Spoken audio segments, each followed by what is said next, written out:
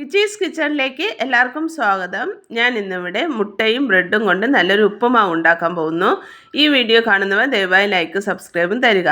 ഒരു ചോപ്പർ എടുത്ത് അതിലേക്ക് ഞാൻ ബ്രെഡിനെ മുറിച്ചിട്ട് അതിലാണ് ഞാൻ നന്നായി പൊടിച്ചെടുക്കുന്നത്.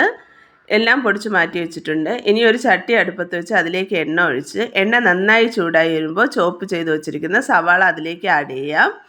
ആഡ് ചെയ്ത് സവാള നന്നായി ഒന്ന് വഴറ്റുക.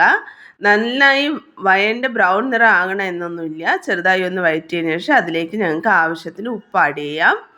ഉപ്പ് ആഡ് ചെയ്ത് നന്നായി ഒന്ന് വഴറ്റിയതിന് ശേഷം ഇതിലേക്ക് കുറച്ച് പച്ചമുളക് അരിഞ്ഞിടാം. ഇവിടെ ചെറിയ കഷ്ണങ്ങളായി ഞാൻ പച്ചമുളക് അരിഞ്ഞിടുന്നുണ്ട്. എല്ലാ പച്ചമുളകും അതിനകത്ത് അരിഞ്ഞിട്ടതിന് ശേഷം നല്ലതുപോലെ വീണ്ടും വഴറ്റിയതിന് ശേഷം ഇതിലേക്ക് നടുക്കൊന്നതായി ഇങ്ങനെ ഒതുക്കി നീക്കിയതിന് ശേഷം അവിടെ കുറച്ച് എണ്ണ വീത്താം. കാരണം ഉള്ളിയിലും പച്ചമുളകിലൊക്കെ എണ്ണ ഇല്ല. ആ എണ്ണയിൽ എടുത്തു വച്ചിരിക്കുന്ന 3 മുട്ടയുണ്ട്. ആ മുട്ടയെ ഞാൻ പൊട്ടിച്ചു വീഴ്ത്തി ഈ മുട്ട നന്നായി ചിക്കിയെടുക്കണം.